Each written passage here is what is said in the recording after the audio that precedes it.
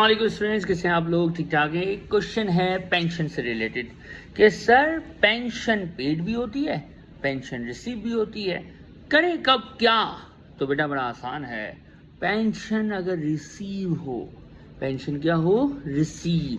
अब pension receive हो, state pension हो, ऑक्यूपेशनल पेंशन हो, पर्सनल पेंशन हो, केडी भी पेंशन हो, अगर पेंशन रिसीव हुई है ना तो बेटा उसको जैसी जितनी रिसीव हुई है ना उतनी अमाउंट को उठाना और नॉन सेविंग में डाल देना, खलास।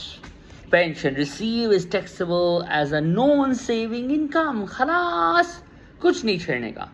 लेकिन अगर पेंशन पे हो तो पेंशन अगर पेड होगी तो एम्प्लॉय खुद पे करेगा या एम्प्लॉयर पे करेगा। अगर पेंशन पेड है और एम्प्लॉयर पे कर रहा है तो वो एक एग्जाम बेनिफिट है, खत्म, कोई सी भी पेंशन हो। लेकिन अगर पेंशन पेड है, एम्प्लॉय खुद पे कर रहा है, तो फिर देखना पड़ेगा कि ऑक्यूपेशनल पेंशन है कि पर्सनल पेंशन है। अगर ऑक्यूपेशनल पेंशन होगी तो सैलरी से अलाउड एक्सपेंस है, सैलरी से माइनस होगी। और अगर पर्सनल पर्सनल पेंशन है तो वो बाय डिफॉल्ट नेट होती है, उसको पहले ग्रॉस अप करेंगे 100/80 पे और फिर ANI से माइनस और बेसिक बैंड में ऐड करेंगे।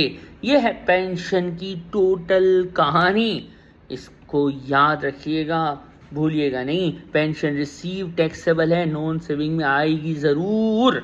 और पेंशन पेड एम्प्लॉय करे तो एग्जेम्प्ट है, एम्प्लॉयर करे तो एग्जेम्प्ट है, एम्प्लॉय करे तो फिर कौन सी वाली है, ऑक्यूपेशनल के पर्सनल, उसका ट्रीटमेंट उसके हिसाब से होता है। याद रखिएगा, भूलिएगा नहीं, और वीडियो को लाइक भी कीजिएगा। Take care.